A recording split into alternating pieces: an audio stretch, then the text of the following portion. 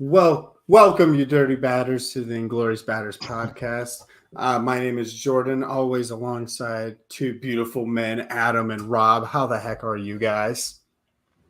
Man, I'm doing well. For whatever reason, these 2 weeks between podcasts seem like, in the baseball world, in the fantasy baseball world, seem like 2 months since we've last been together to talk. But I'm doing well, man. I'm looking forward to tonight and getting into some of the fantasy baseball and baseball news of the day and the week and the 2 weeks really. But Rob, how you doing, man? Man, I tell you, I'm doing pretty good. I mean, the kids have been a lot calmer this week, so things calming down here at the Judy household. But I got to tell you guys, the intro music that we have, like right at the beginning, I love it because it makes me feel like I'm getting ready for like a super dope service at a really progressive, like non-dom church, like super.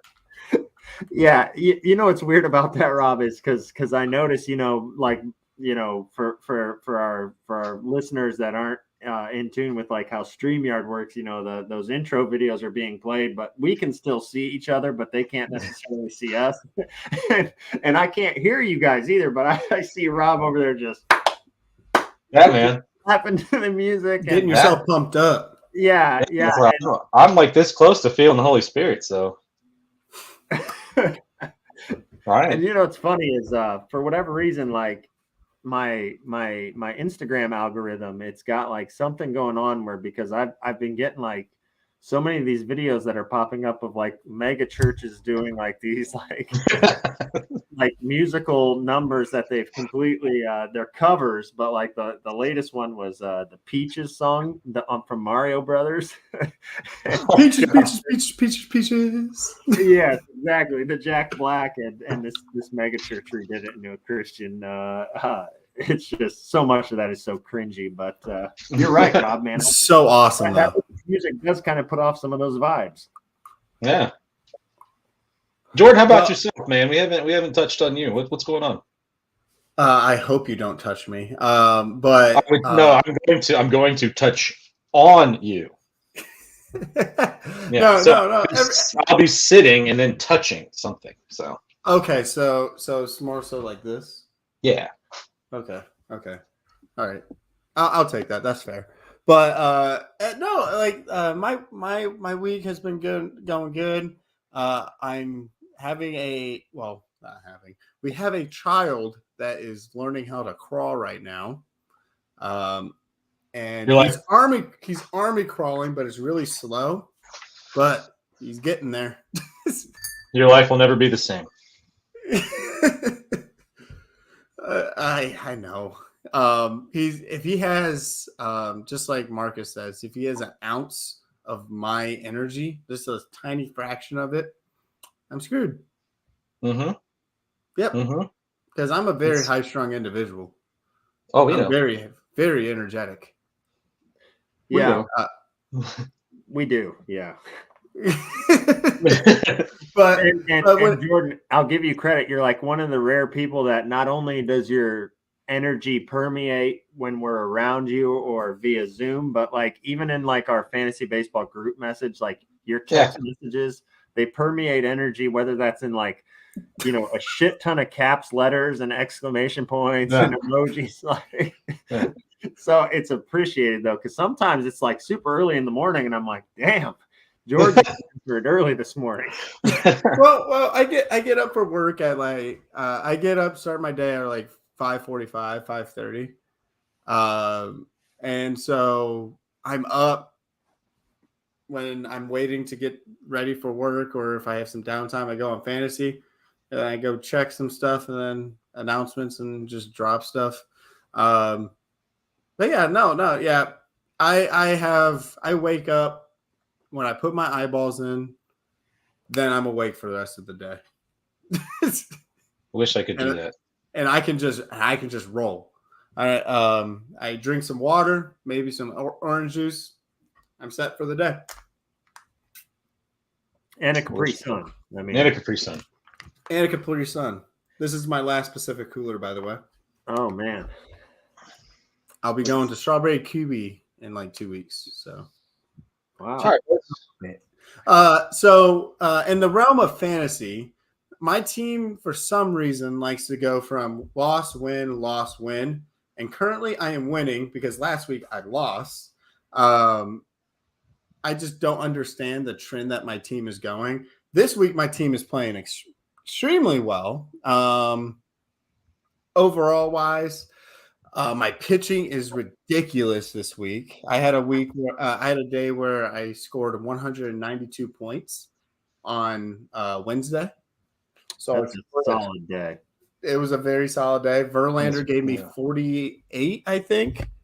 And then hang on. Verlander gave me 48. Gausman gave me 40. Colin Holderman gave me 9. Eric Swanson 18.2. Miguel Castro gave me 8, and then my offense gave me about 60 plus points. It was a solid day. Yeah. Yeah. And I'm currently having the lead, and everything seems to be going good. I hope I can come out with a win. Sorry, Caleb. I hope you lose.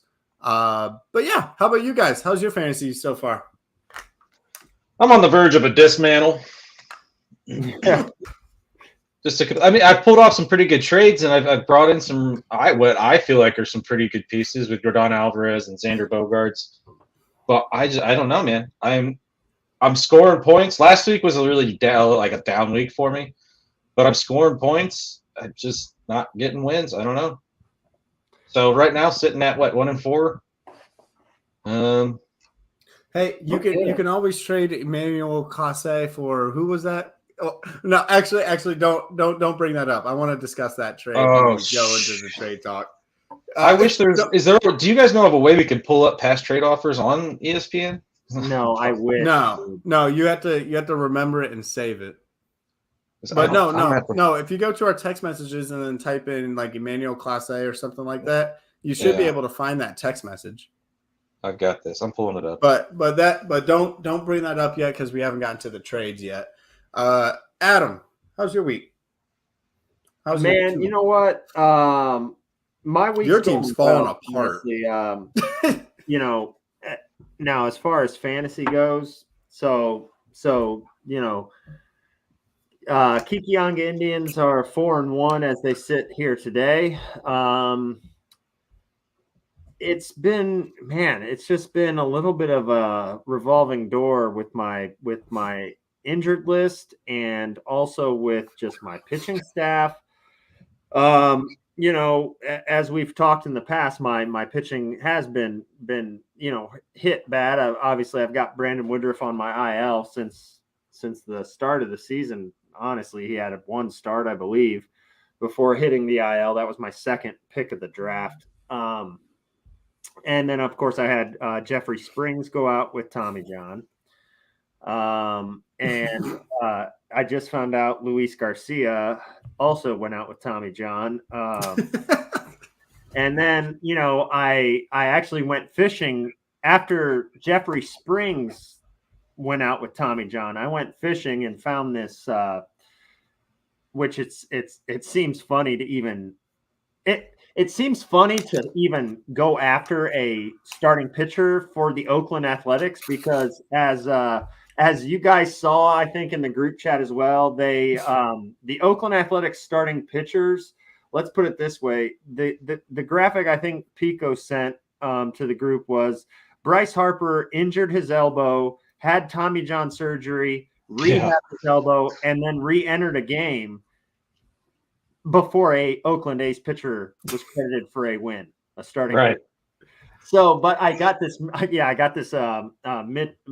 Mason Miller for the Oakland A's, and I do think he's going to be a good pitcher, but he throws hard, he strikes out a ton of people. Well, now he just went day to day with an elbow inflammation, and then I just saw today where he hit the IL, the 15-day IL, and I'm like, for God's sakes, you got to be fucking kidding me. I'm like, this can't be. Happening. It's so unfortunate, man.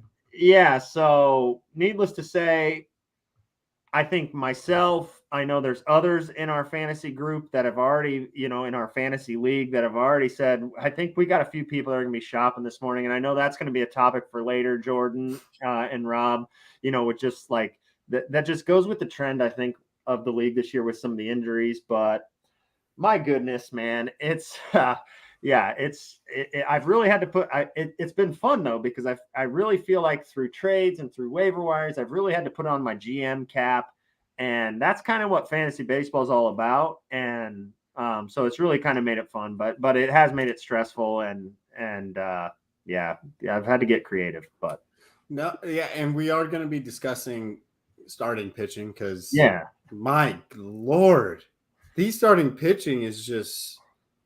It's rough, man. It's tough out there. It's truly hard to find somebody that's not going to get hurt. Luckily for me,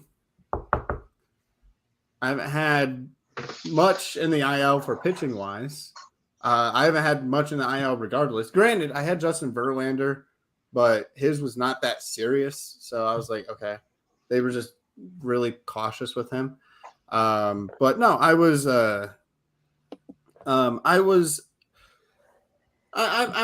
quite happy with how my IL is looking currently. I just got Makata off the IL, so that's nice. I don't currently have anybody on the IL. Well, nope, I take it back. I just traded for Tyler Glass now. So, but he's coming back next week. Yeah. Yes, I saw he was pitching for Durham. So I knew that was imminent, that return. That's a nice little pickup for you, Jordan. Yep. I'll go over that trade later. But no, I really like that trade. Marcus and I were really talking hard on that one.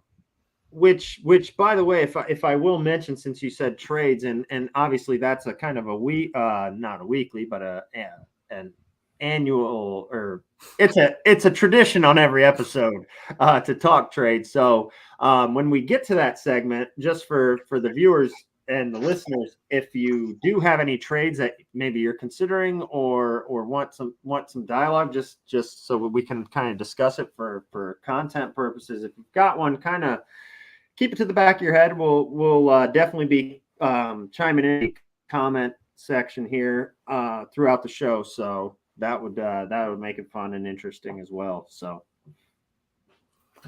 but let's start off this show with something fun. So last episode we were supposed to do a giveaway and we totally forgot about it.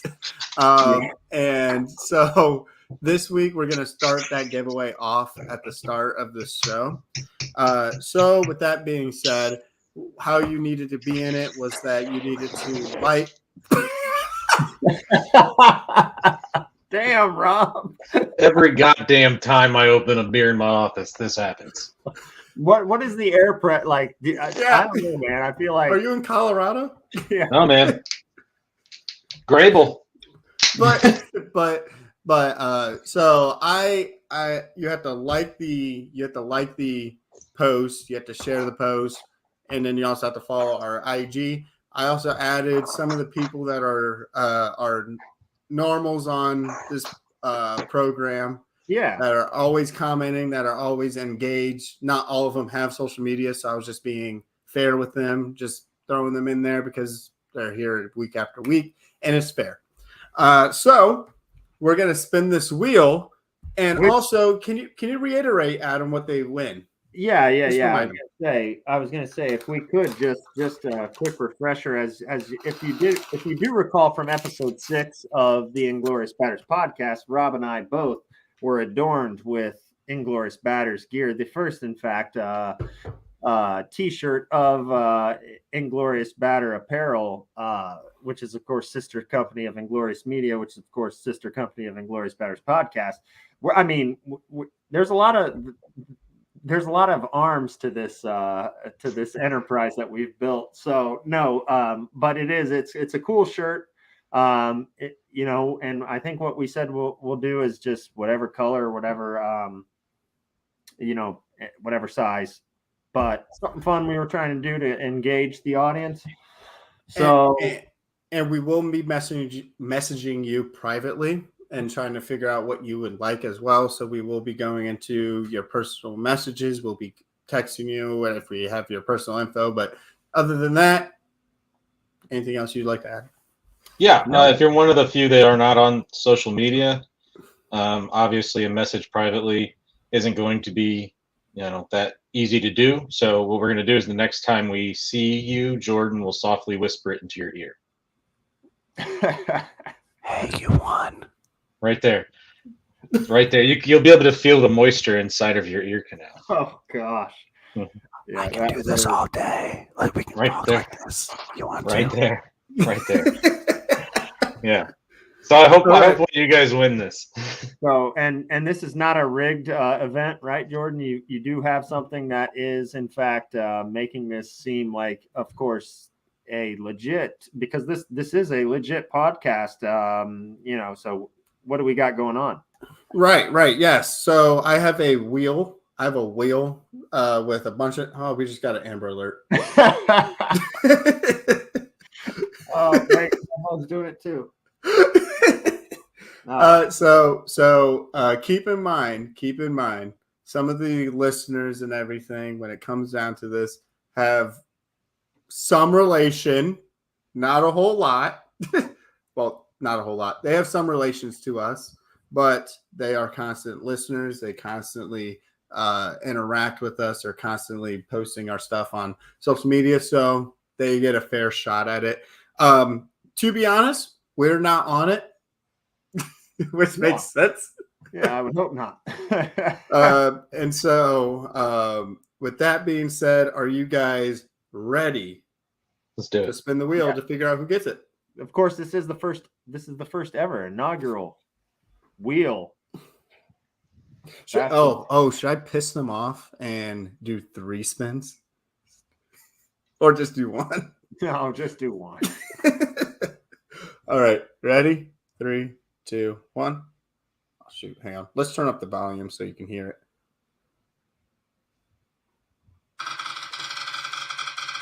All right. Oh, nice! Gail Sherrick has won the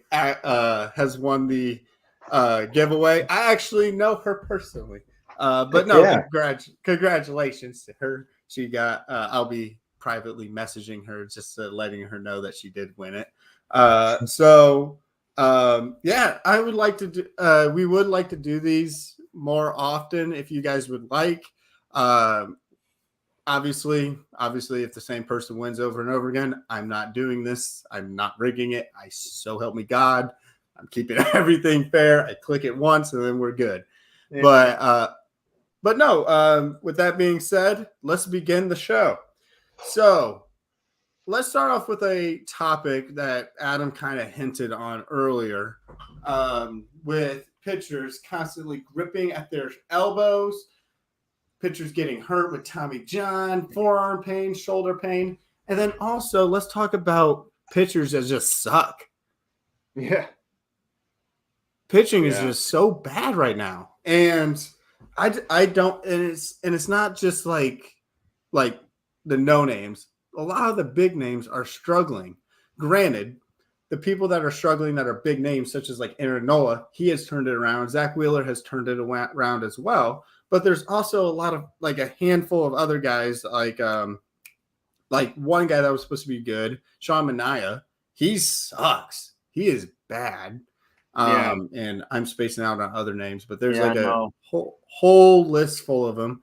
And since Rob was the one that was persistent on talking about it, I'm going to let you start off with it, Rob. Well, I've heard there's been a common assumption in a lot of things that pitchers, I guess in the fantasy community, is that pitchers are getting hurt more often this season simply because of the pitch clock. And I don't know, I feel like that is kind of opposite. I feel like the people that are the pitchers that are having issues with the pitch clock obviously were the slower pitchers last year and the years previous, so they were the ones that if they weren't hitting their mark, they'd take a lap around the mound and then they would blow off some steam with a rosin bag. Those are the ones that were, a minute and 35 seconds for an at-bat. So I think the pitchers that are struggling the most, Alek Manoah, Max Scherzer, those are the pitchers that like to take their time with each at bat. And now that the pitch clock is limiting that ability, I think that it's getting into their heads. It's getting to them a little bit. And then simply the fact that they have to go out and they do have to pitch, more, pitch the same amount and the same quality in a lot less span of time. I think that it's just making a lot of pitchers uncomfortable, and they don't know how to adjust and handle the changes that the league is. No, and I don't disagree. I think there's like an adjustment period. And honestly, we know that these pitchers are not bad. They're going to work through this. Alek Manoah received Cy Young votes last year, for crying out loud. And he's an all-star. So what do you think, Adam? Yeah, no, I mean, it's been hard to kind of pinpoint where exactly we're at with it, especially when we relate it to fantasy baseball, because, it's like, and then when you're in a league in particular as deep as our league is, and even, even I'd say 14 plus, 14 or, 14 plus team leagues, because, especially this early in the season when, there's still a lot of players that have yet, gotten called up to make that next wave of starts. But man, it's kind of been like one where you kind of have to be patient because we are so early with, especially some of your bigger, some of your track record guys. I mean, some of the other guys that you're like, man, maybe they had a good year last year, broke out last year and are off to a slower start this year. Maybe you're not as patient with, depending on, how they've pitched this season. But yeah, it's been weird because not just from a performance standpoint, but a health standpoint. We've got a lot of big name pitchers that are down. We've got a lot of big name pitchers that are kind of I didn't know Tyler Mahle had he's getting Tommy John as well. Yeah. Well, and out of the 5 you listed there, Brandon, 2 of those were on my roster. So, yeah, that's great.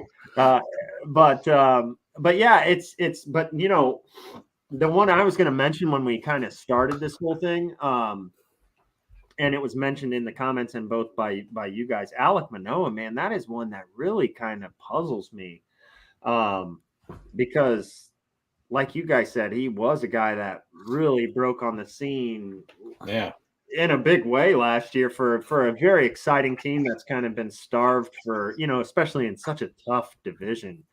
They've been kind of, playing, they've had a little bit of that little brother effect, but man, you look at Alek Manoah and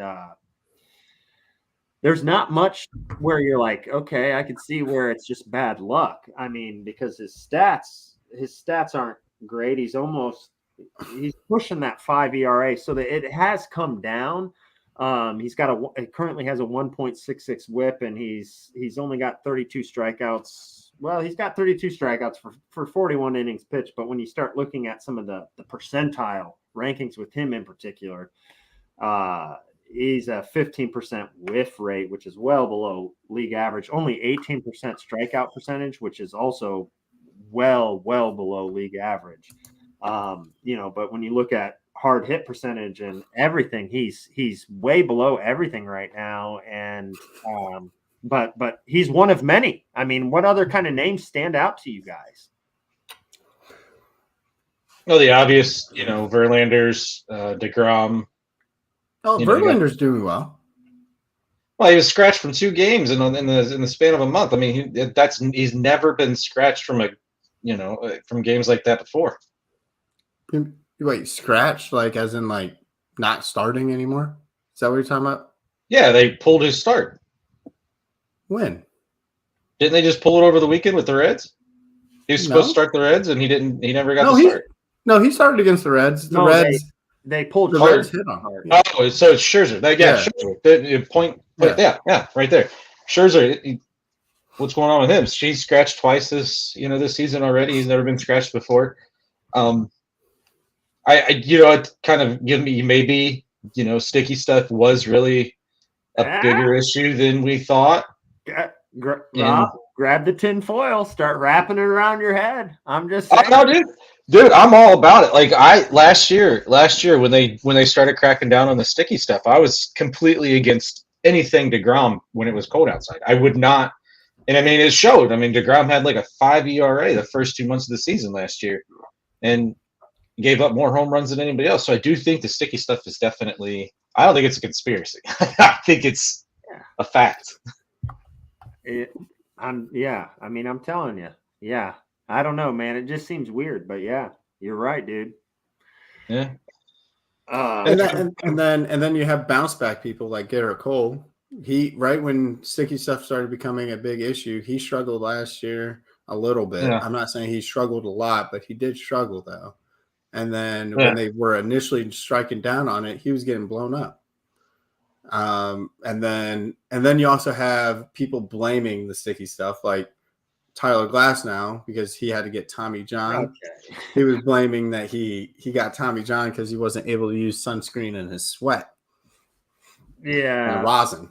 Yeah. Yeah. See, I don't feel sorry for those guys at all. Like I don't, because I mean it was written in the rules. You don't use the sticky stuff. So if you were if your career became dependent on it, that's your fault. That's your fault. I mean, you broke the rules. Your career became dependent on you cheating, and you're pissed off because of that. And I know that they say, well, it's for batter safety and whatnot. You don't want to let a ball get.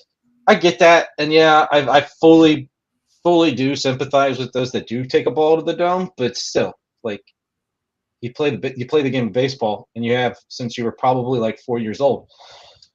You knew that getting hit in the head is probably a risk coming into the game, and if a ball gets away from a pitcher and that's the outcome, it's an unfortunate outcome, but it's also a part of the game that doesn't happen all the time, anyways. So, no, it's a rare occasion. But yeah, okay. So, well, I guess breaking news on Alek Manoah. As Shane has tuned in here, he shut out the Yankees through 7, which let me just tell you. Holy shit, the Yankees. yeah. I mean, wait, he pitched today? I don't know. I guess I probably I think he's talking about that he wants them to shut him out. I think his start is coming up soon. I think. Hang on. Let me double check. Okay, I was going to say. No, he didn't pitch. He pitches on Monday against the Yankees. Okay. His last game was against Philly, and he got four in the third, 4 hits, 3 earned runs, 4 walks, and 1 strikeout. Okay. Well, I mean, because I was just gonna say, man, that's like another thing that with like this baseball season, and obviously like the Yankees are beat up right now as oh hell yeah, Josh Naylor go ahead home run, by the way.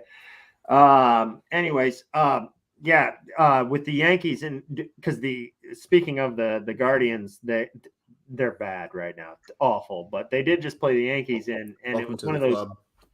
Yeah, it was one of those deals where I started looking at the Yankees lineup and I'm like, geez, Louise, man, like there is not a whole lot going on there. And that was even like Harrison Bader came back for like a day and then got hurt again and then was back in the IL. But man, you want to talk about another kind of, I mean, surprising but unsurprising as well when you look at just how deep their IL list is and some of the kind of repeat offenders that are on that IL list. You're like, well, par for the course. Par for the course. So I don't know. Like start. This is obviously an adjustment period. I think that the pitchers wouldn't be near as bad if there wasn't a pitch clock. Me personally, I think that a pitch clock does affect them though. Do you think for the negative? Yes. Like for the negative of the game or for the negative of the pitcher? Well, it's for the pitcher. It's because I like it. It's because they have to go from right here, throw it, catch it, right here, and then throw it, They don't have time to like adjust themselves or anything. They're not used to it. They're not used to the fast-paced game. They're not used to little league baseball games or travel baseball games. They're used to MLB games now, where they take longer, they take their time, and their arms aren't. They're throwing 90 plus miles per hour. Their arms are getting destroyed. I think it does tie in with it personally, but what do you guys think? With some of the, you're asking with some of the new, some of the new rules with the pitch clock and right, relation between that and some of the injuries. Right. Yeah, I don't know, man. I don't think I would correlate those two so much entirely. And I guess I look at it like a lot of these pitchers, not all of them, obviously, because some of them are like human rain delays, on the mound, and I'm like, okay, thank God we've cleaned that up, because some of that just got brutal to watch, and I couldn't imagine being like in the field, waiting, 45, 50, over a minute, of seconds between pitches. Right. But what I equate it to almost, and not just with the pitchers, because we're seeing injuries, and I guess it's kind of like, well, are we seeing more injuries than we have in the past, or is this just kind of prisoner of the moment type of thing, and some of the names that we've seen get hurt? But I think a lot of it has to do with we had COVID that threw everything off. It throws your whole training off. It throws then we kind of get back to normal a little bit, but then, oh no, wait, we've got a very abbreviated spring training last year, where we really only had 2 or 3 weeks of spring training before we got back into a 162 game, grind. Yeah. And then we are back to normal this year as far as scheduling and all that. But I think when you also look at it, like some of these guys that are rookies this year, they were prospects that lost an entire season unless they were in that taxi squad. They lost an entire season of development, and you can't simulate what a season, like, going through it like you would an actual season, what that does for you. But I think, it's been kind of just a recipe of kind of throwing all ingredients at it that I think it really kind of made it where it's like, man, I don't know about you guys, but when I go to when I go to sleep at night, when I say my prayers, the last thing I say is, please keep the Kikiyanga Indians healthy. Now, what do you guys think, like, with some of these old heads, that have been around for a while and that are struggling so far, do you think we're going to see the exit of any of them?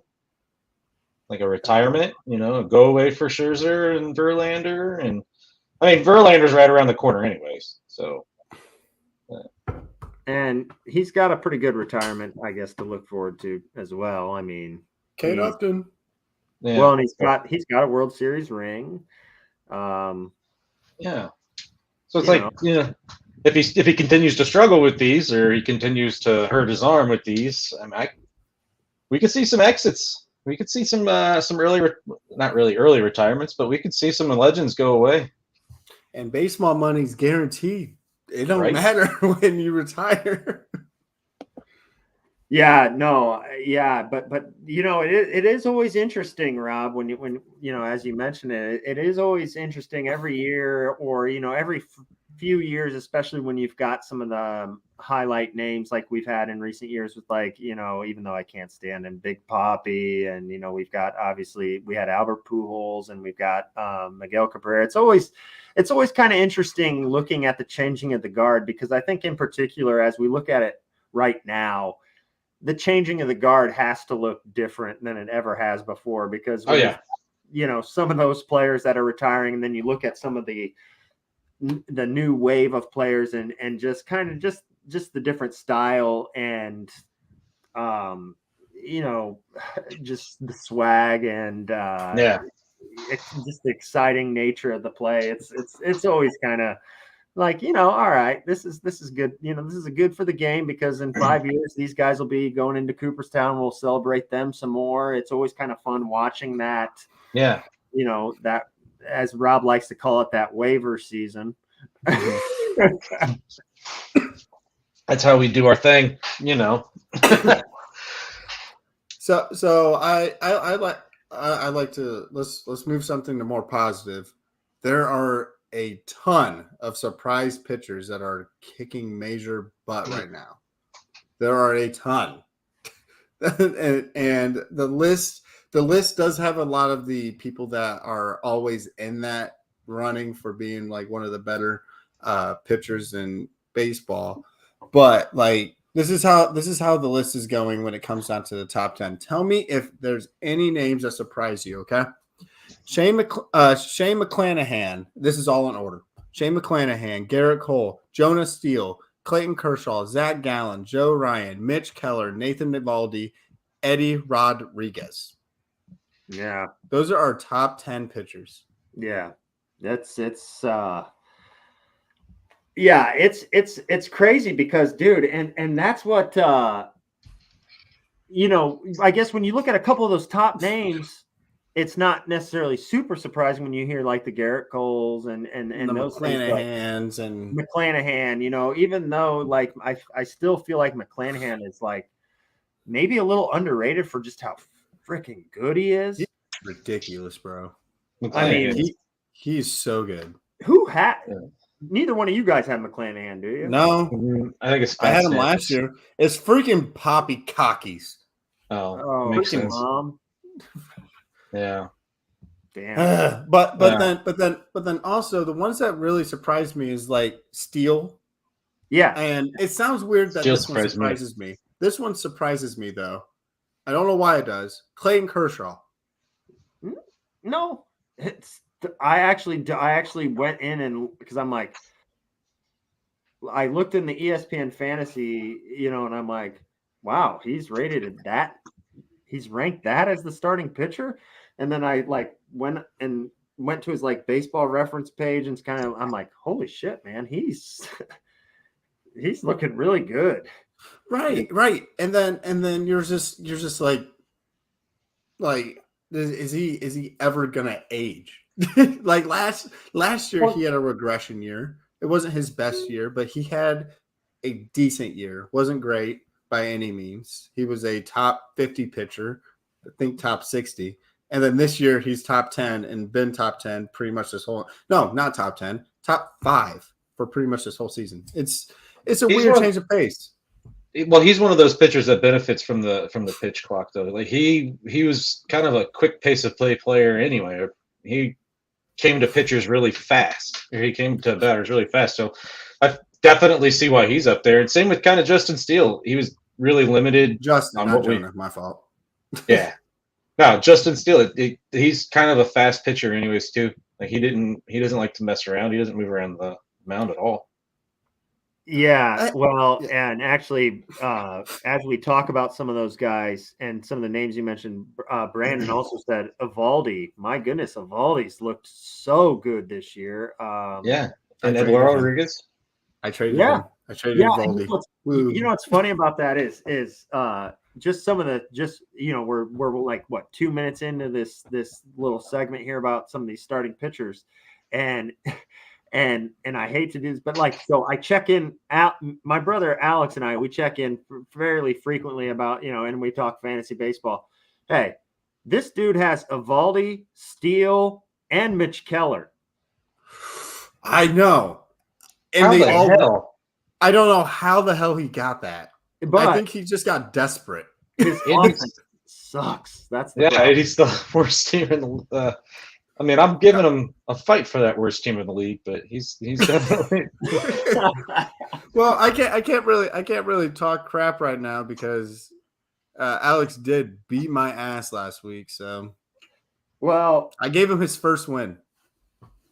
Yeah, no, but yeah, and then Alex is playing out of his ass again this week, is what it looks like. But Rob, like as you say it, you're fighting him maybe record wise, but at the end of the day, you've still scored over 300 points more than his team has this year. So I mean, yeah, I don't know, man. I don't know what's going on with my team.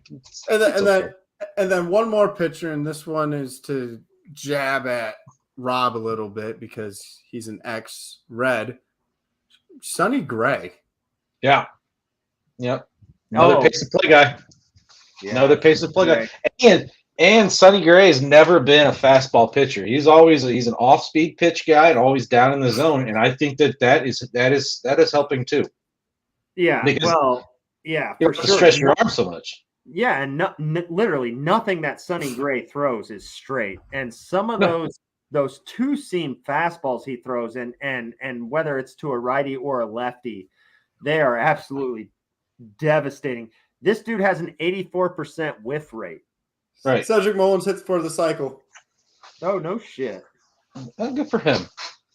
Good for him.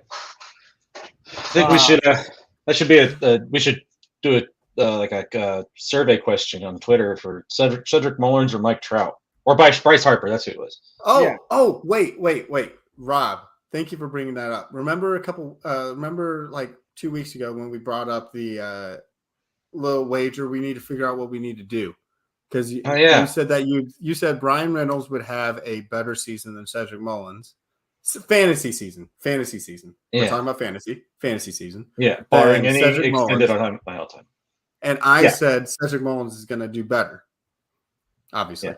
And then Rob said that Reynolds is going to do better. So since then, the Pirates have scored 9 runs in 12 games.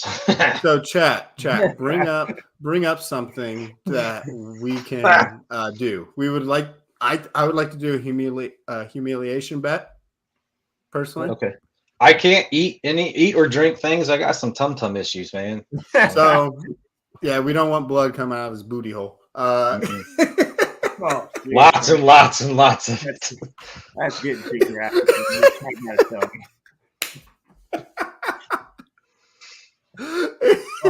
But no. Put in the comments what you guys want us to do. At the end of the season, we're gonna look back on it and be like, Cedric Mullins had a better season, or Brian Reynolds had a better season, and we're gonna do something humiliating. So and don't make it something that's gonna like keep us from our kids for 24 hours and stuff like that. Because I don't want to do that either. I don't either. My wife would hate that. So yeah. Kenley Jansen just blew a save. Really? Yes, he did. See, here's my suggestion. Yes. I'm sorry, I'm drooling all over myself. Like it's innocent, but it could be humiliating at the same time. And I do believe that any kind of baseball or sporting event in general should start with the national anthem. So why doesn't the loser of this bet sing the national anthem at next year's draft? Oh, do it. I'm doing it. I'll do it. I'll do it. Yeah. But you have to do it in like the league will have to vote on what kind of style. Are you gonna like do it in opera or something like that? Yeah. You can come up with your own flair. Let's do it. All right. Let's do it. So let it be written, man. All right. Yeah. There we go. National anthem. So we've been talking about pitchers for a long time. So let's jump into our streamers real quick. Yeah, man. Because we're 43 minutes in. Yeah. So talking baseball. Let's do a streamer. So since this is what we're looking at right now, so looks like Adam has taken the lead, but it is literally neck and neck with Rob. I've fallen off. I did not go negative. We skipped last week. It was a super crazy week. Wow. It was crazy. But no, Adam and Rob are literally within 1. I went perfectly fine. They just didn't do well last week. So since I'm in last currently, I will begin. Because I think that's what we're just gonna do. The person that's in last starts it off every week. So I'm going Adrian Hauser and Joey Lucci. I don't know how to say his last name. It's foreign.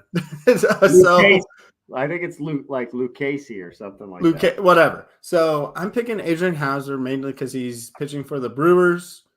Not that main reason, but he's pitching against the Royals. So I like my chances there. I can see him getting up to the 6th inning with ease. Well, not with ease. It's a professional baseball team, for crying out loud. I see him getting to the 6th inning. And then I also see him getting like 25 points probably. With Joey, he's pitching against the Nationals tomorrow. The Nationals suck. So that's all I got. But also the Mets aren't good either. But it's the Nationals. I don't have a lot of faith in the Nationals. I think the Nationals are probably going to lose. So I feel like that would be a good matchup for Joey and a good matchup for Adrian. What do you? So Rob, you're in second. Yeah, man. Who you got? All right. I don't like my picks this week, but I don't like my picks any week that I have to stream. I might actually pick them up though, so I like them a little bit better than last week, I guess. But I'm going to go with my first one's going to be Hayden Wesneski from Chicago Cubs. They're pitching he'll be pitching at Minnesota. So far in the season, Minnesota's 8th against right-handed pitching at home. They strike out still about 25% of the time. So I want Hayden to rack up some strikeouts and possibly like the bare minimum 6 innings. I don't want him to stay too long into the game because he's going to give up runs. So Hayden Wesneski's rostered in I think it was 19.6% of leagues, so he's well under our cap. On the season, he currently has a 15.9% strikeout rate, which I really like, 3.93 ERA, which is another one that I kind of like. And then his home run per 9 ratio is at 1.5. So I think he's going to give up some runs, but I think he'll rack up some strikeouts and get me some good innings and hopefully a quality start. I'm not looking for a win out of him, but anyway. Next, I'm going to target the same matchup, but I'm going to go to the other side for Sunday's game, and I picked up Louis Varland. Louis Varland from Minnesota. You actually got him on your team? Yes. Oh, nice. Yeah, dude. Louis he's actually been nails this year. He's averaging, I think, just over 12 points per game. Kind of a name that's come out of nowhere, but I look at the Minnesota pitching staff and I kind of look at that too. They've got a lot of good work up there. Kind of the same reason I targeted Chris Bubich early in the season. So I really like what I see out of him. And let me pull up his Fangraphs so I can read off his numbers. I always like it, where we can kind of name these streamers and we actually have a little bit of skin in the game. Yeah. Yeah, I was rocking with Grayson Rodriguez for a minute. Yeah, you were. Yeah. Yeah, I got rid of him. Did you trade him or did you drop him? Come on. I had to drop him. I didn't know who to drop. He had Verlander coming off the IL and. Oh yeah, reasonable. I mean, he's your latest pickup. But Louis Varland, like I said, he's pitching Minnesota this weekend, or he's pitching Cubs this weekend. Cubs are 17th in the league when facing right-handed pitching. They strike out about 20% of the time. So I am looking for a quality start, and I am looking for a win from Louis, because the 20% of the time is not going to rack up a whole lot of Ks. So I need the quality start and need the win to keep up with you, or keep up with you guys. He does have a 265 batting average against, but target field's not necessarily, it's not hitter friendly, I don't think so. It's a deep field. Yeah, It's so high fence, deep field. It's triple island though, I think. I think a lot of people get triples there. Yeah, but it doesn't affect our pitchers, so no. We're good. Yeah. We're good. On the season, Varland's got that's not Varland. On the season, Louis is sitting at a 10.8 K per 9, so he's looking at a 28% K rate, and then 4.32 ERA, which is a little high, but I still think he's still good. It's the Cubs. Cubs are kind of hit and miss this season. Their bats could be hot, their bats could be cold. We'll see. So Louis Varland and Hayden Wesneski. All right. And also make sure you guys. I need to type them out so I can have them out there, but we'll do that for next episode. Just text me individually, you two, who you guys pick, and then we'll just go from there. Adam, what do you got? Yeah. Okay. So I'm going to preface this with these are both some very, very freaking risky streaming options that I'm going with here, but you have the lead, man. What's that? You have the lead, and you're going with a risky pick. Yeah, I know. I've got a little bit of a lead, but hey, like we've said about our own fantasy teams, we're early in the season, and if these come back to bite me in the ass, then there's room to make it up, and I think I'm going to get a certain. Hold on, let's wait to make sure Rob can open this beer here without getting excited himself. I mean, damn, it's a production. Anyways, no, so yeah, they're going to be kind of under the radar picks, and one of which I'll keep this one off till the second one. I think Rob's going to probably. I should have probably asked him before I named this one, but so my first pick is going to be Alex Faedo with the Detroit Tigers. He's pitching Saturday. We're talking. He's only made, I think, one appearance, maybe a couple appearances. To which he's got an 0-0 record. His last appearance, he went 4.2 innings. So I think it's one of those ordeals where they're kind of trying to build him up as they, progress him into his next starts. But 3.86 ERA, 0.64 WHIP. But the main reason I am gonna go with him, actually, I'll tell you what, man, the Tigers. Now the record won't show it yet. But the Tigers have actually surprised me this year, in particular in the last couple weeks, how they've been playing. They've got, which by the way, they've got a Fort Wayne, native for him, and Zach McKinstry, who, which against the Guardians, I mean, it was like a track meet because you got Mike Zunino back there that it's. I don't know what the hell happened. He's terrible. But yeah, but no, the Tigers have surprised me. They actually will. They've been scoring a little more runs, but the main reason that I'm going to actually stream Faedo against the Mariners is I've got two words, and it's Teoscar Hernandez. That dude cannot.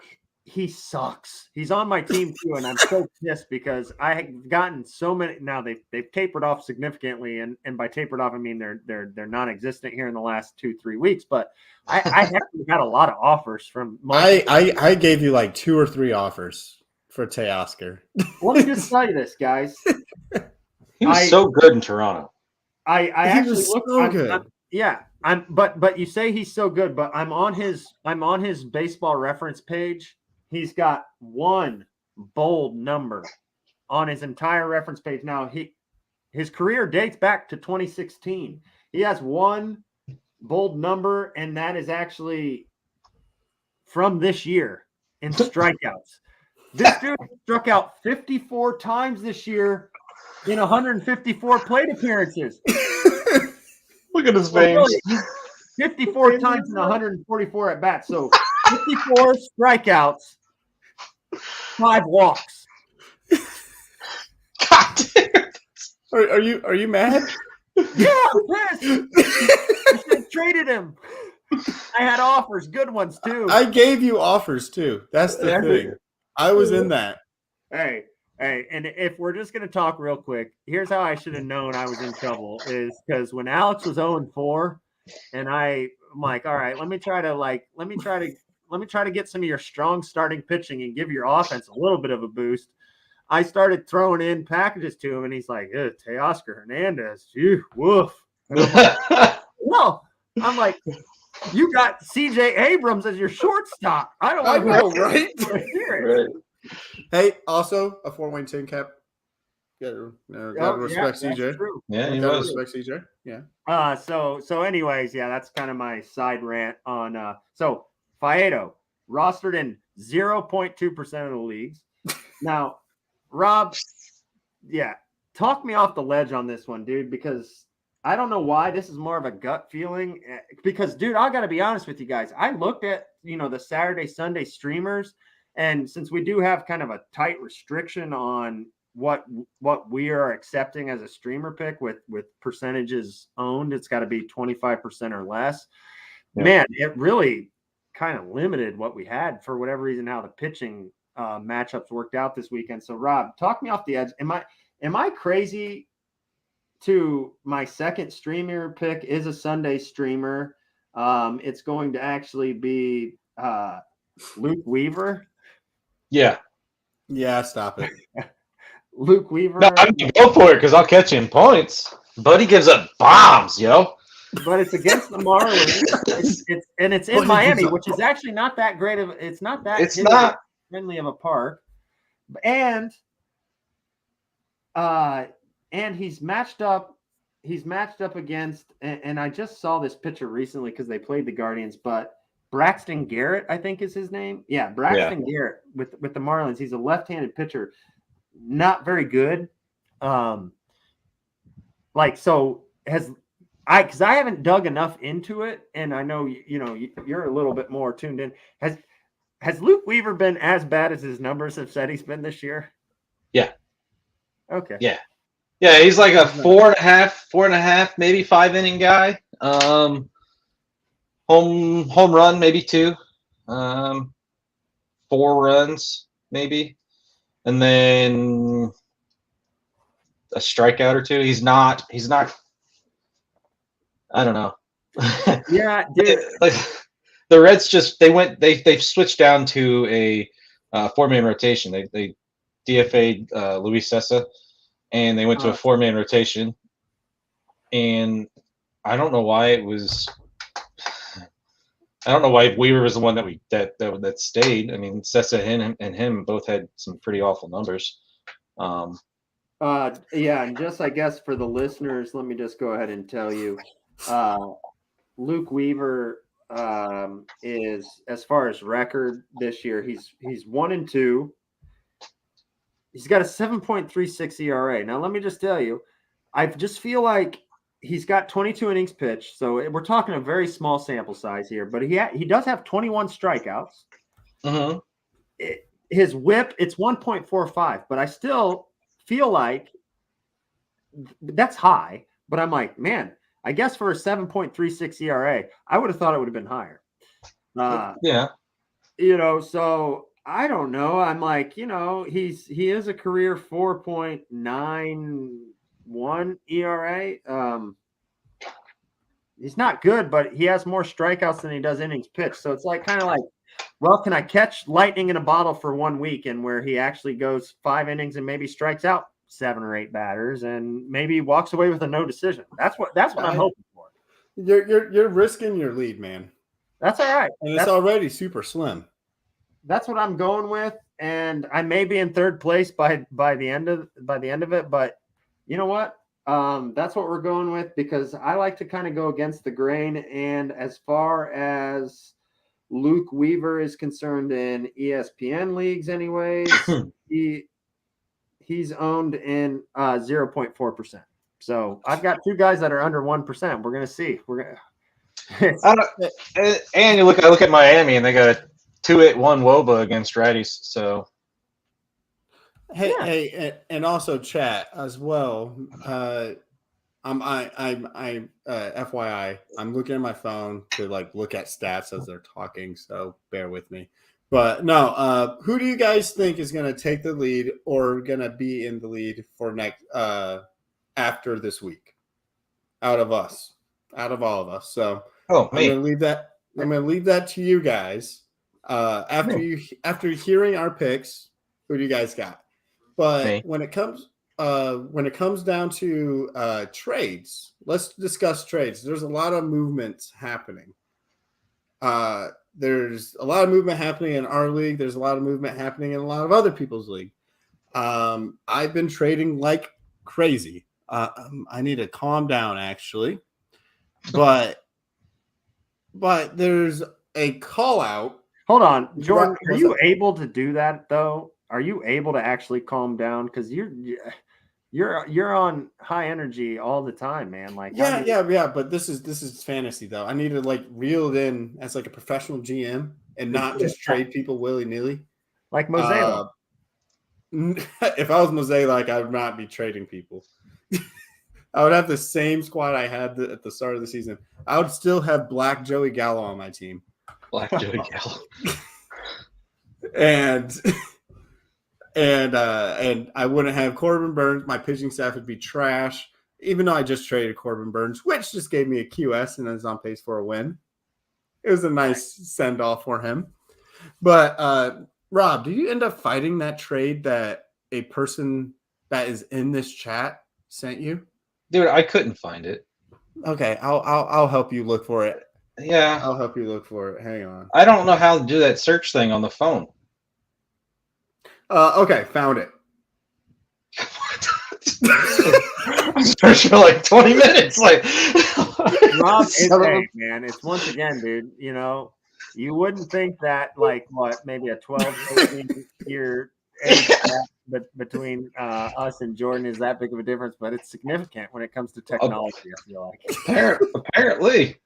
All right, so Rob seemed very pissed. No, not pissed off. I would say Wasn't pissed. I'd say annoyed, because I bet you this wasn't the first time he was offered this. There is no way I'm giving Clase and giving up Clase and Suarez and Wait, no, what did you say? There's no way I'm giving up Clase for Suarez and Gallen. There we go.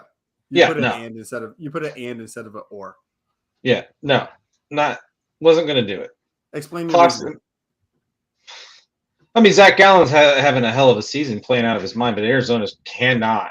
They're not going to keep up with the division. Period. And also, Brandon Jones is the one that offered it. Yeah. And I think, okay, first and foremost, I want to preface this whole entire thing. The only reason I text the group and there was another person involved. I don't remember who the other person on my team that he wanted was, but there was somebody else involved, I thought. But come on. And that's not the first garbage trade he sent to me. I'm pretty sure Brandon Jones he'll get on his computer and he'll be like, all right, so my team, and then he'll rank them by points. And and then he'll sit there I don't like him on my team because he's not good. I don't like him on my team because he's not good. And then he'll go to my team, rank that team by points, and be like, this guy's got shitloads of maybe. Yeah, dude, you're right, man. And here's the thing about Brandon, and it's Corey actually does that all the time, though. Oh my gosh. Sorry. Yeah, no, you're good. But here's the thing about Brandon, and it's like, dude, Brandon, his team's here because I guess in terms of the league history, he's a relatively newer person, but dude, you made it worse. Brandon, I hate when trades come in from him because I'm like, all right, dude, because his teams always score so many freaking points, but his points against is almost just as high, it seems like, the last 2 years, where it's like, damn. But the trades he comes in, because he's got depth, he's got some flexibility on his rosters. I'm like, man, he's got savvy. I don't know, I feel like he's trying to screw me right here. I can't support it. Yeah. And I feel like he's also the guy that sends out trades to poke, hey, what would you give me for this? Yeah. But Xander and Clase for fucking Gallen? And Eugenio Suarez. Yeah, I was genuinely offended. And the shittiest thing about it is Eugenio's on the fucking waiver wire right now. Dude, offer me a trade and then you're gonna drop the motherfucker? You don't even value him. What? Oh god. That's my second biggest pet peeve. If you're if you're gonna offer me a trade with somebody that I just recently dropped, I got one today for Tristan Casas in it. Dude, I just dropped Casas not a week ago. Why? That's a Corey Ty special. That's what he does. He lets Corey have his phone at work, and he's like, I'm just gonna start doing it.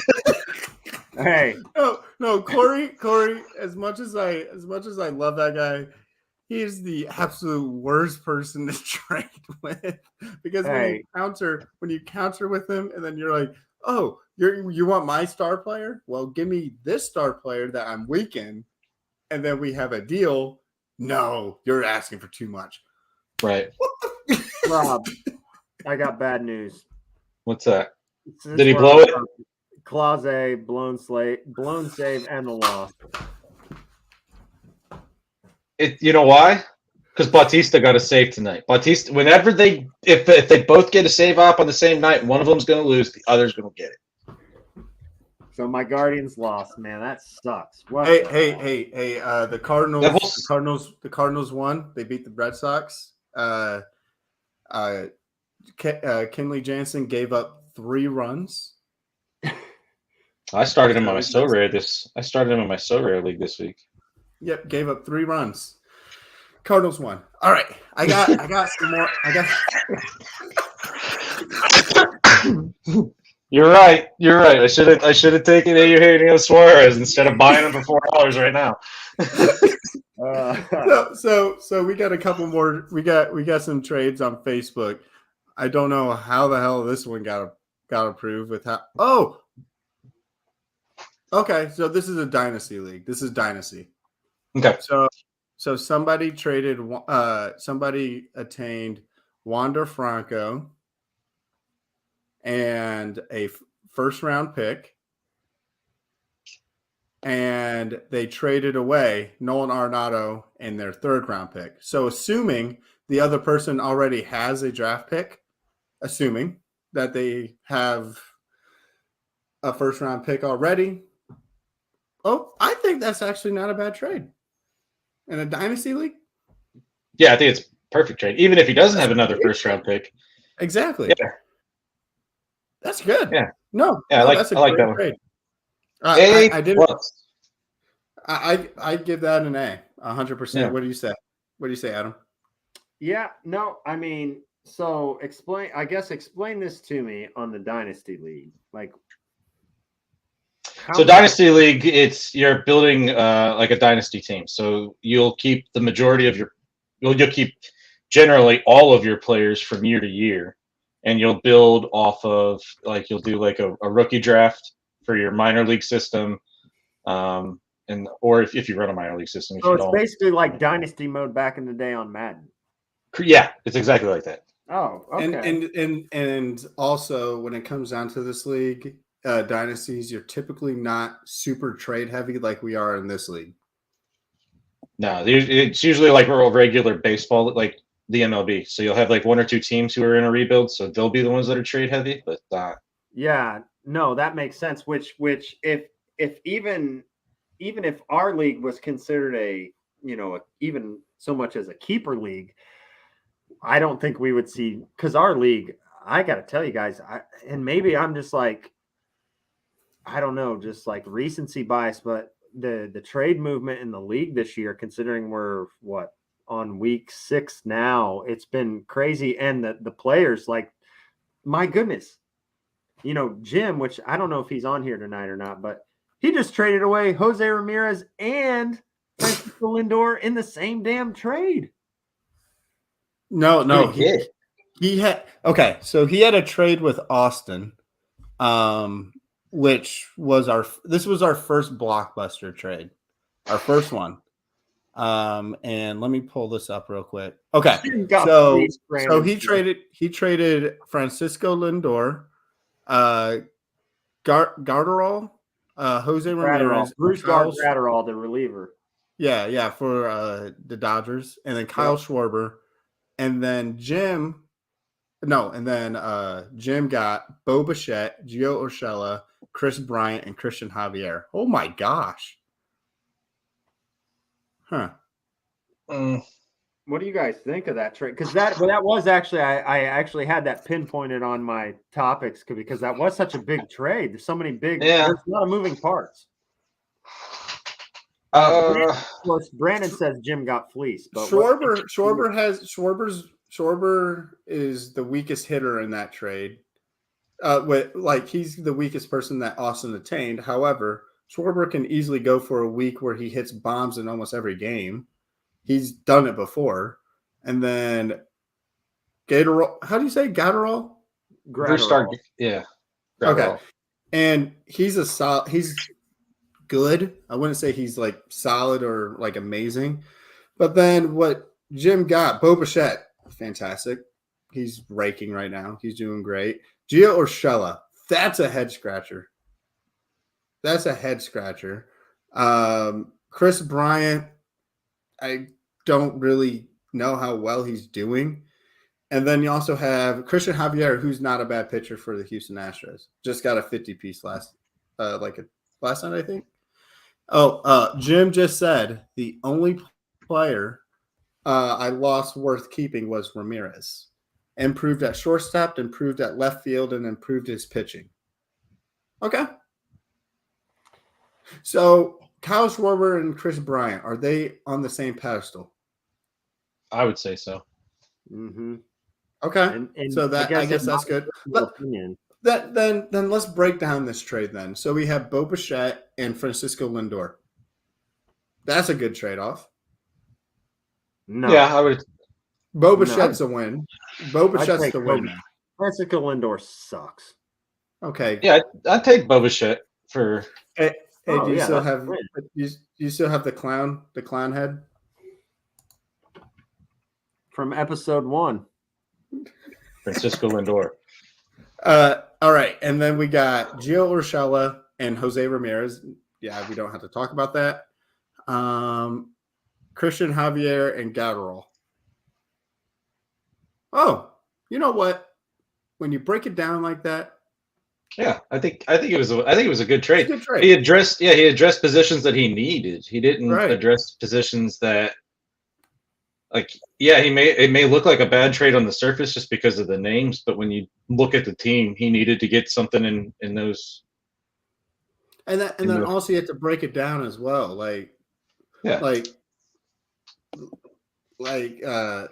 Austin did get the best third baseman currently, but he also had to get rid of. Isn't Bo Bichette the best shortstop right now? No, third best.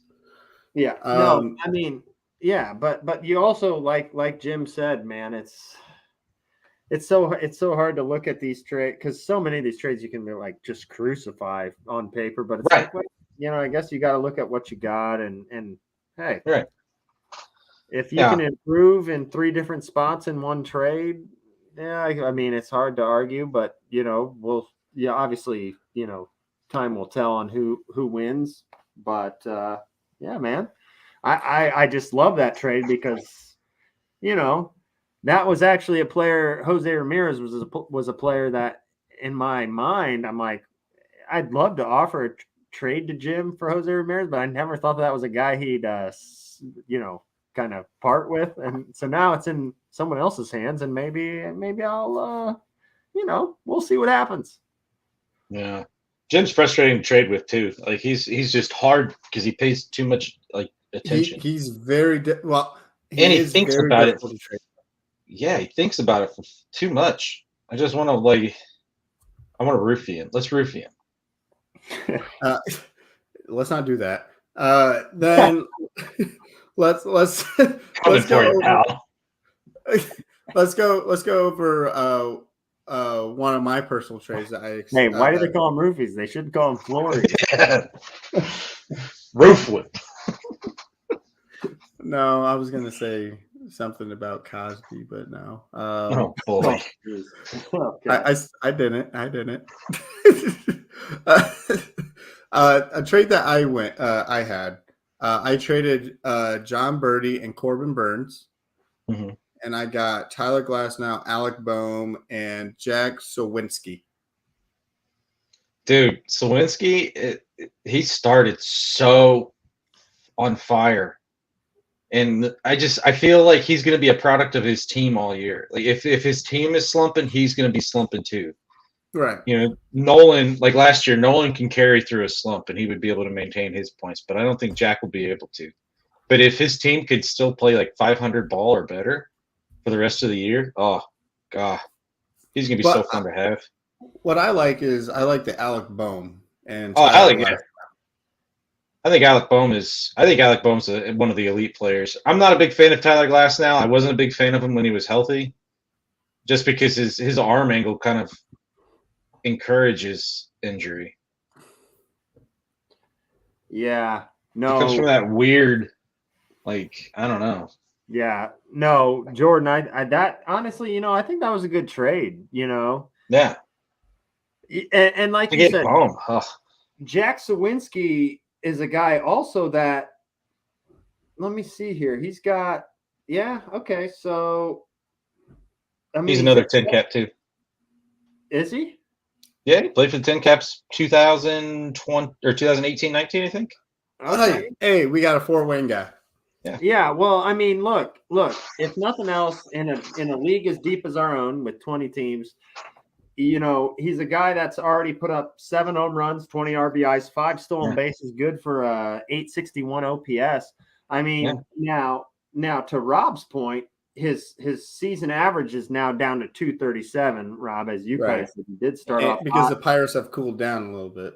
They have, and in fact, in his last 7 games, he's hitting 190. In his last 15 games, he's hitting 200 with on 30 strikeouts to 10 walks. So you're right. I mean, but when I look at him, I'm trying to see how long. Okay, yeah. So he broke into the league last year. So he's very 423 career at bats. But yeah, it's I like that trade, Jordan, and it's a guy, and it's a player that I know you and we've kind of talked back and forth on a number of different ways to kind of make that Corbin Burns trade happen, and just we would get close. Yeah, we'd get close back away from it. Second thoughts, and then I'm like, oh, wait a second, I got to do a little more research, but I think because we had a deal accepted. We did. And then you looked at Perdomo. And is he on your team still? Yeah, I like him. Like he has. I don't mind. Whenever he plays, he gives me like 10 plus points a game. Yeah, no, he is, and it's just, I don't know, man. It's just like one of my strategy points. I try to stay away from the platoon players as much as possible. Because it's like, damn, I need to count on at bats. I can't be in a spot where you're going on the road and all of a sudden you're going on a long road trip and 6 out of the next 9 games on your road trip are against lefties. And now I'm not going to, it's like, which Rob, that's kind of why I packaged the Josh Rojas and TJ Friedel all into one, because I'm like, both platoons, but they both add like so much value because they are like, they steal. Yeah. But yeah, I could have cared less about Friedel. I'm not gonna lie. Friedel's been good. I didn't care about it. I wanted Rojas. Really? Yeah. Yeah, Rojas. I do like Rojas. But yeah, man, it's like I don't know, man. I look at it like in our league, I'm like, man, I just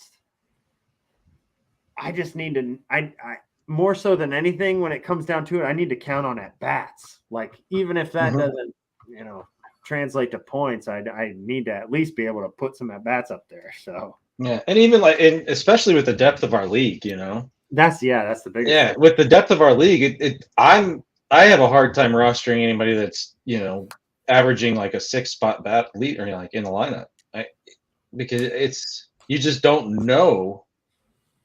That 4th or 5th at bat, or 5th or 6th at bat in the games could, well, make or break a player. Well, I mean, but like, what was that for? I'm Class A. Oh, well, let's do one more. Let's do one more trade. This is a dynasty league. Okay. They acquired Juan Soto.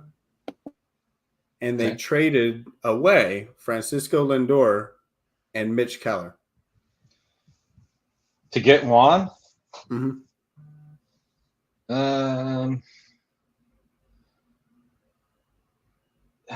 Mitch is having such a good season. I have a hard time getting behind that trade. And again, this is a dynasty league, so his one good season. Oh yeah, that's true. Can easily multiply into numerous of good seasons. Yeah, so Juan Soto, get Juan Soto on your team in a dynasty league. Again, this one's kind of like it sucks because this one's Juan is kind of playing like ass. yeah, but this is objective too. Like, is this guy is he in the race? Like, is he competing for his division this year, or is he competing to win a championship this year, or is he willing to take a year where he can back off, and not That compete, not to win, and then kind of build a team? And if that's the case, then Juan Soto getting him on your team is a hell of and, a and hell of a. and that's a tough part about dynasty is like you really gotta just be patient, and you can't like head to head, point to point leagues like that we are in. We can talk all we want, like we can trade whoever we want whenever we want. It doesn't matter. But Right. it's like you have to change that mindset, and it's and when we do our dynasty league, if we do one, it's going to be very difficult to not trade these players that aren't doing well at this very moment. I don't know. It's good. I don't like the trade. I don't think he should trade Mitch Keller. But Mitch Keller is at the end of his career, man. Like he's not What? pitching. He's Yeah, a rookie. isn't the He Mitch was a Keller? rookie last season. No. Yeah. You're on mute, Adam. Yeah, no, that's Beers. I was waiting for it. Damn it.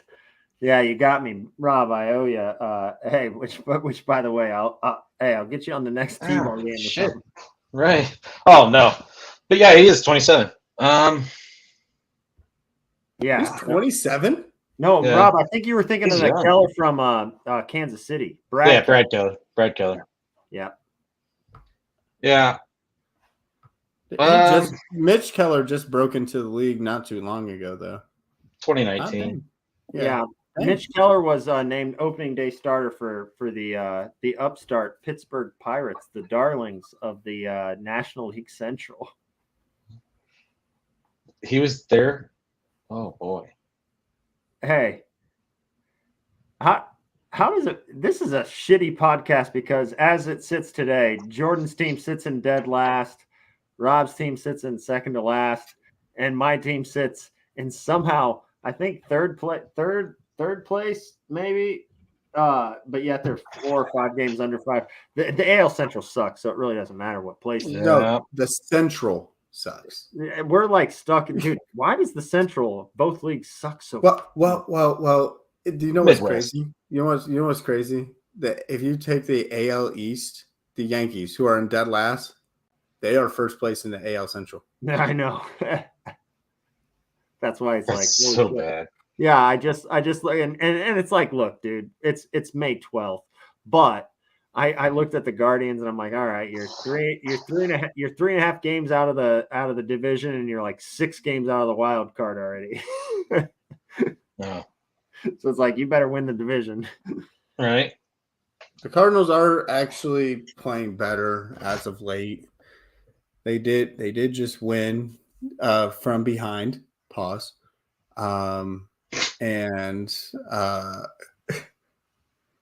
it looks somewhat promising. So we can't. I don't know. There's a lot of stuff. That's a different subject. Yeah. Fantasy's more positive. Win or lose in fantasy, you're having a good time. Yeah. All right. Let's go into this real quick. Adam, what do we have coming up here shortly? Yes, man. So we've got, hey, I mean, it's probably our biggest show announcement in show history. We're 7 episodes deep now, with this being our 7th episode. But I guess the biggest thing that we really need to say first and foremost is, of course, a thank you to Old Fort Baseball Company, based right here in Fort Wayne. We actually have an awesome event planned for May 26th. Where the Bastards 3, myself, Rob, and Jordan, we're going to be hitting the road. We're going to be doing a little bit of a live show. And in fact, we've been talking about it kind of on and off, ever since our pal Logan over at Old Fort invited us to be a part of this event. It's going to be at Rudy's Cigar Bar, just right across the street from the Tin Cap Stadium. It's going to be awesome. They're going to have a pop-up shop to sell their gear. They've got plenty of shirts and hats and sweatshirts and mugs, and they've got the really cool thing is they've got really cool artwork prints that you can frame. I've got a couple of them in my bar that look really cool. But Logan's planning a pop-up shop at Rudy's where so much of, like, as we know and as we've talked about in previous episodes with Old Fort Baseball, so much of what they do is kind of geared to our Fort Wayne audience, where they reimagine some different designs. They've got a lot of which kind of really kind of tickles at the heartstrings of nostalgia for Fort Wayne baseball fans with some of the Wizard stuff, some of the Fort Wayne Daisies. They even have Fort Wayne Scouts, which was a professional softball team, slow pitch softball team in Fort Wayne back when they actually had that, which is just digging into some of the history is awesome. That's why we're going to have Logan on for probably about 40 minutes to start our podcast that night to talk a little bit about Fort Wayne baseball history and Old Fort. So yeah, he's also going to be doing some baseball trivia. A lot of giveaways, things of that nature. But yeah, man, we're looking forward to it. And obviously with our fantasy league in particular being heavily based in Fort Wayne, we're hoping to have some of our league members out. Maybe even we could bring some of them on as guests. I think that would be fun, actually, to talk a little bit, take a little deeper dive into it. But that's the big announcement. That's May 26th. That's coming right up. And looking forward to it, man. I have not been to a Tin Caps game yet this year. So what more perfect opportunity than to kind of get into the local baseball scene and have our first live show. Right. And I'll have a cigar for anybody there that wants it. So that's right. Rob. Yes. Rob also yes. He knows the cigar ins and outs. Yeah. He likes the beer and the cigars. So Rob, you'll bring like the special cigar cutter that you need to actually to do it. Yeah. I'll bring my cutter. Should I bring mine? Sure. I think we'll have a good time with this. I'll sit back, have a stogie, and just talk some baseball. Oh, can I make one more other announcement? Robin, I actually had the privilege of witnessing Rob and myself last Saturday. We the Phil's One Stop T-ball ballers out of Leo Grable Little League faced against the Mantra. What is it? Mantra Sport Eyewear? Teamwear. Mantra Teamwear. Of course, his son Duke and my son Oliver, they squared up. They're both number 8. Number 8 on the roster, but number 1 in our hearts. Right. It was actually awesome because that was Duke's first T-ball game. My son Oliver played last year, so I kind of got to witness Rob's first T-ball game. Which was awesome, man. It was really fun. I don't know about you, but that was a lot of fun.